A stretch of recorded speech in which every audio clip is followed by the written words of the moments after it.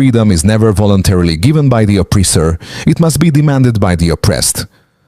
Martin Luther King Jr. said those words 6 decades ago, and today, on the soil of Africa, they echo with new fire.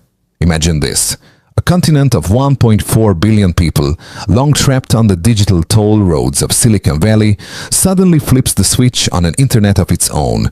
No more detours across oceans, no more hidden fees to foreign shareholders, no more voices drowned out by distant algorithms. Overnight, Africa declares a digital independence as bold as any revolution of the past. But here is the paradox. While Americans celebrate self-reliance as a virtue, when Africans like Burkina Faso's Ibrahim Traoré call for sovereignty, whether in gold, in food, or in data, they are met with suspicion, even hostility. Why? This is not just about Wi-Fi speeds or new technology. It is about dignity, power, and who gets to decide the future. For the farmer in Ouagadougou, for the student in Nairobi, and for nations that have endured centuries of dependence, this shift is nothing short of historic. So the question is, when a people take back their own digital highways, is it a threat to the world order or the beginning of a fairer one? For decades, the internet promised to be a borderless commons, a free highway of ideas. But for Africa, the promise was an illusion. Every email, every payment, every search query from Ghana to Burkina Faso had to travel thousands of miles to servers in Europe or the United States before circling back. Imagine mailing a letter to your next-door neighbor, but first sending it across the Atlantic. That was the daily digital reality for millions. This system was not just inefficient, it was punishing. Africa carried some of the highest internet costs in the world, not because of a lack of demand, but because it was essentially renting space on someone else's infrastructure. A family in Burkina Faso could spend a disproportionate share of their income just to keep their children connected for school. Meanwhile, American corporations collected billions from this arrangement year after year. The impact was more than financial. Power itself was concentrated. Tech giants like Google, Amazon, and Microsoft didn't just provide services, they controlled the digital gates. What Africans searched, how fast they received information, even which voices were amplified, all flowed through systems built thousands of miles away. An African student researching the Mali Empire often found more about Napoleon than about their own continent's legacy. This was the architecture of dependency. Slow, costly, and designed to keep control elsewhere. It mirrored the patterns of history, where resources and labor flowed outward, while influence and wealth flowed in. And it set the stage for a confrontation. Because in the old order, there were only two choices: submit quietly to the digital empire, or risk everything to build something new. That tension between safety in dependence and danger in freedom now defines the story of leaders like Ibrahim Traoré. If you believe history is repeating itself in the digital age, tap the like button and leave a comment below. Your thoughts matter, because this debate is not just Africa's, it is ours too. Every story of transformation is carried by its characters. In this one, the face is young, determined, and unapologetic. Ibrahim Traoré, the president of Burkina Faso. At only his mid-30s, he represents a generation unwilling to inherit chains disguised as contracts. His message is simple yet radical. Sovereignty is not just a slogan. It must be built into the foundations of life, from gold beneath the ground to data flowing through cables. On the other side stands not a single person, but a system. It is the conglomerate of Western corporations, foreign governments, and old colonial patterns, all insisting that Africa's participation in the digital age requires submission to their frameworks. For over 2 decades, the likes of Google, Amazon, and Microsoft were not just service providers. They were the custodians of Africa's knowledge, the toll collectors at every intersection. Traoré offers his people 2 paths. The first path is familiar: safety independence. Under this model, Burkina Faso and its neighbors continue paying inflated fees to foreign shareholders. They accept slow connections, filtered knowledge, and a digital reality designed elsewhere. This path is predictable, but it guarantees perpetual subordination. The second path is new and untested: risk in freedom. It means building Africa's own digital highways, laying over 100,000 kilometers of fiber, constructing 47 data centers, and adopting a protocol deliberately incompatible with Silicon Valley's monopoly. It is costly, uncertain, and bound to provoke resistance from powerful forces, but it also means reclaiming control, jobs, and dignity. The $50 billion once drained annually from Africa for foreign digital services can now circulate at home, funding engineers, startups, and innovation. For the farmer in Bobo Dioulasso using an app built in Ouagadougou, this choice isn't abstract. Faster, cheaper access to data means better harvests, fairer markets, and livelihoods shielded from exploitation. For the student in Nairobi, it means African history, showing up first on their search results, not buried under Western narratives. Traoré's rhetoric resonates because it blends emotional truth with concrete gain. If we can reclaim our minds, our farms, and now our internet, then dependence ends, he declared, a quote that young Africans share as a rallying cry. It is a line built for posters, hashtags, and the collective imagination. Yet the tension remains. Is Africa ready to defend this freedom against external pressure and internal temptation? Choosing sovereignty requires discipline, not just defiance. And that question, whether this generation can carry the burden of independence, is what keeps this story alive. Stay with me, because what comes next is not theory. It is a journey filled with belief, resistance, crisis, and the decision that changed everything. It started not with technology, but with conviction. In late 2022, Ibrahim Traoré, still new in his role as Burkina Faso's leader, began speaking about sovereignty in unusual terms. Not just sovereignty over land or gold, but sovereignty over knowledge and information. His words drew quiet nods from young Africans who had grown up with smartphones but felt invisible in the global digital landscape. The idea seemed impossible. Build an African internet, separate from the monopolies of Silicon Valley, rooted in African realities. Yet beneath the skepticism, belief took hold. Engineers, students, and policymakers across the continent recognized the same wound: high costs, slow speeds, and a system that silenced their voices. The African Union took up the challenge, launching what would be known as the Continental Internet Exchange. But the moment belief met reality, the resistance came. Western analysts dismissed the initiative as symbolic, predicting years of delay and failure. Tech corporations quietly began lobbying governments, warning of instability. Washington and Paris raised the specter of digital fragmentation, framing Africa's move as reckless rather than revolutionary. Inside Africa, doubts grew. Could local infrastructure handle billions of daily transactions? Could universities and engineers sustain a network that even trillion-dollar corporations struggled to manage?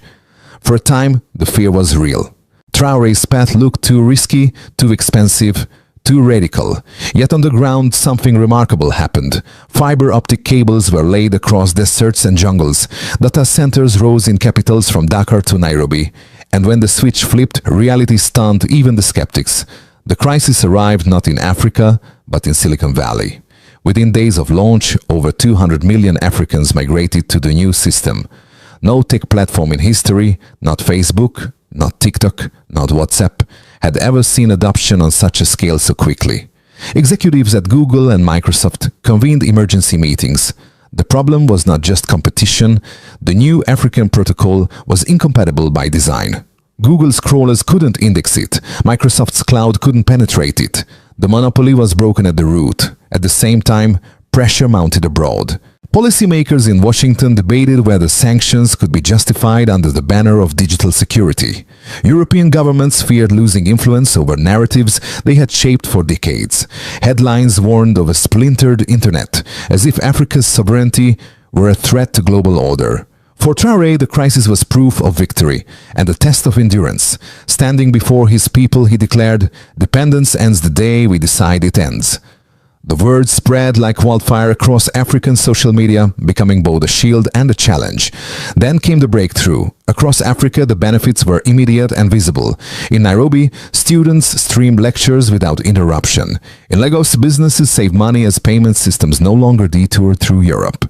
In Ouagadougou, journalists searched in their native languages and found African voices first, not buried under Western summaries. For ordinary people, it was not about geopolitics, it was about dignity. A family in Burkina Faso no longer had to choose between groceries and school internet fees. Doctors in rural clinics could share patient data securely without foreign surveillance. Each improvement was small, but together they painted a picture of freedom made tangible. Hashtags trended. Onks Africa connected, liberator sovereignty. Now, Menage Traoré vision. Young Africans turned slogans into viral clips. 5 seconds of triumph, defiance, and pride. Yet freedom came with responsibility. Civil society warned that sovereignty must not be abused, that governments should not use new control to silence dissent. The challenge had shifted, from fighting monopolies to proving independence could coexist with liberty. Still, the tide had turned. For the first time, a continent long cast as a consumer became a creator. Africa stopped asking permission. This journey, belief, collision, crisis, breakthrough, was not just a technological drama. It was a rebirth. And as it unfolded, the world began to take notice. The launch of Africa's own internet shook the continent first. In cities from Dakar to Johannesburg, there was a sense of quiet astonishment, an almost disbelieving joy. For years, ordinary Africans had been told that they were too dependent, too underdeveloped, too fragmented to build something of this scale. And yet, here it was, working. In Burkina Faso, students at the University of Ouagadougou flooded social media with posts of seamless streaming lectures declaring, for the first time, the internet feels like it's ours. In Nairobi, entrepreneurs reported lower costs for digital transactions within days. The changes were not abstract. They were personal, immediate, undeniable. The reaction spread far beyond Africa's borders. Analysts in New York and London scrambled to explain what had happened. Technology reporters admitted that no adoption curve in Silicon Valley's history, neither Facebook nor TikTok, had matched 200 million users in 3 days. For the first time, the guardians of the global digital order were on the defensive. Social media amplified the shockwave. Hashtags like Africa Connected, Banner Sovereignty Now, and Traoré Vision trended simultaneously in multiple languages. Viral videos compared the old internet routes, thousands of miles looping through Europe, with the new direct African pathways, sparking millions of views. The message was unmistakable. Africans had never been loyal to Western platforms. They had been trapped by lack of choice. Given an alternative, they walked out en masse. In Washington, the mood was anxious. Tech CEOs pressured policymakers. Should the United States intervene, negotiate, or punish? The very tools that once secured leverage, control over cloud services, surveillance, sanctions, suddenly looked obsolete. European capitals echoed the same fear. Paris and London worried about losing cultural influence in regions they once dominated, but elsewhere the echoes were different. In South America, leaders openly studied Africa's model, hinting at their own continental network. In Asia, governments already experimenting with regional systems now had proved that independence on this scale was possible. What began in Africa was quickly becoming a global conversation about the end of digital monopolies.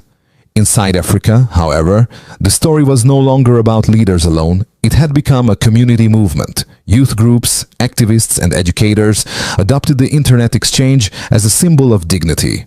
Murals appeared in Ouagadougou and Accra with slogans like "Our data, our destiny." Civil society organizations insisted on safeguards for transparency, turning the discussion toward governance, not just technology. For Ibrahim Traoré, this was the vindication of his rhetoric. He had tied digital sovereignty to the broader struggle for independence in mining, agriculture, and politics. Now people across the continent could point to fiber cables and data hubs as living proof. Sovereignty was no longer a speech, it was infrastructure. And yet, as the echoes grew louder, a new question emerged. Could this revolution endure? Or would the pressures, from within and without, crack the foundations? At its core, the clash was not only about technology, but about power.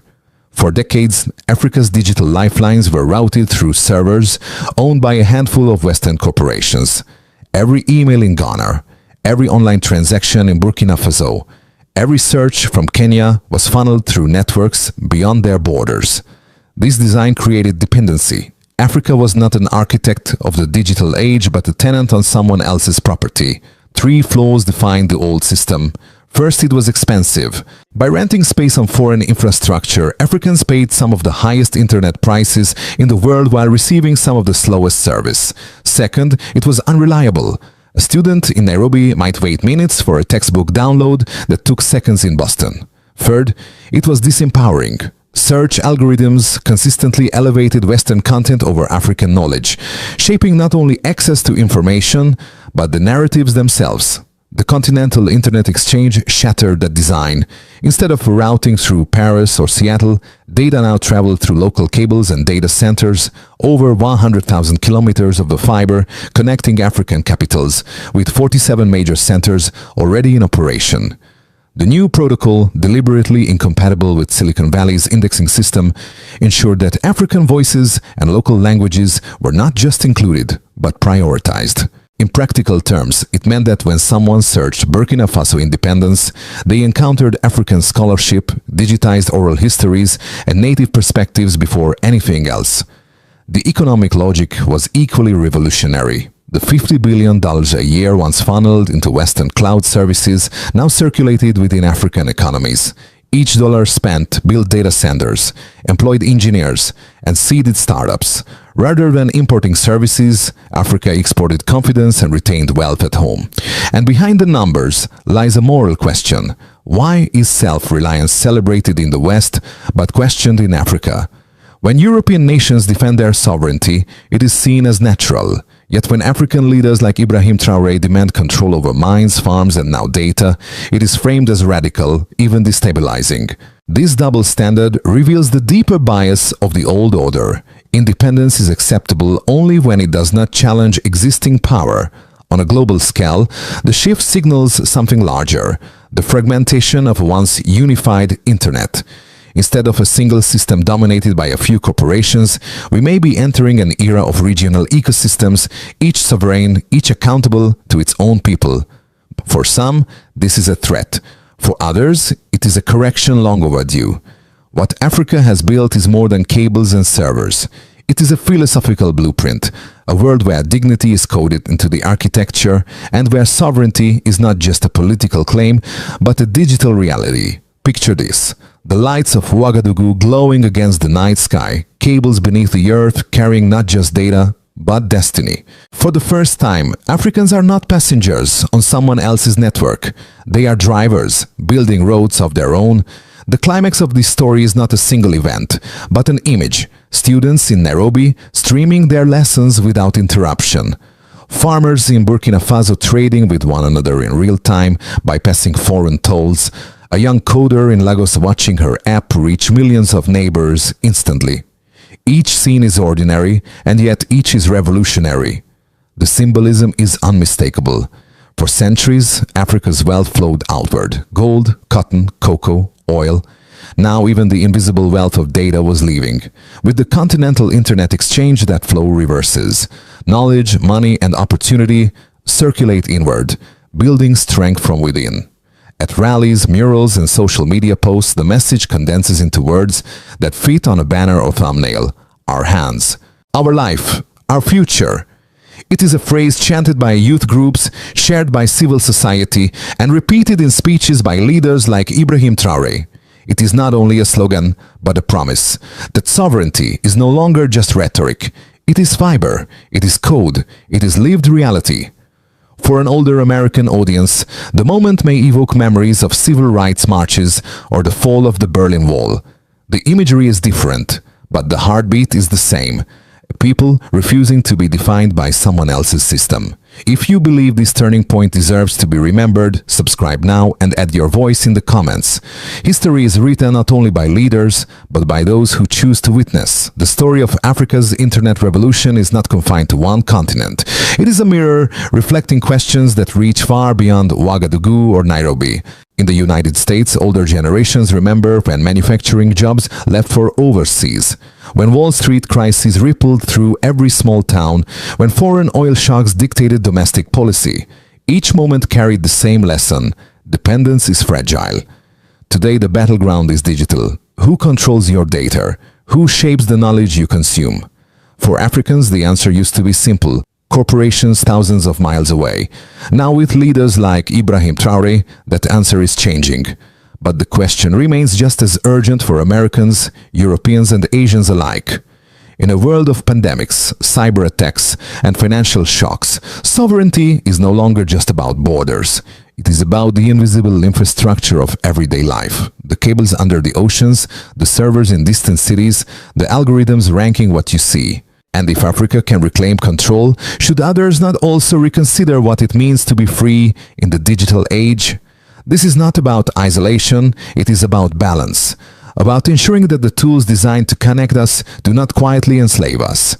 For older Americans who have lived through the Cold War and the Civil Rights Movement, the parallels are clear. Power is shifting again, not with tanks or bombs, but with fiber optics and code. So the question becomes personal. When you look at Africa's choice, what would you choose for your own nation? Safety, independence, or risking freedom? Stories like these are more than headlines. They are seeds. A seed of dignity planted in Burkina Faso can one day grow into a forest of freedom across the world. If this journey touched you, carry it forward. Share the story, speak of it, let it travel further than any cable. And here, in this space, let's keep the conversation alive. Leave a comment with what you felt, so that others may see through your eyes. If you believe this moment deserves to spread, press like and pass it to a friend. And if you want to walk with us through stories of courage and sovereignty, subscribe so you will be the first to witness when the next chapter begins.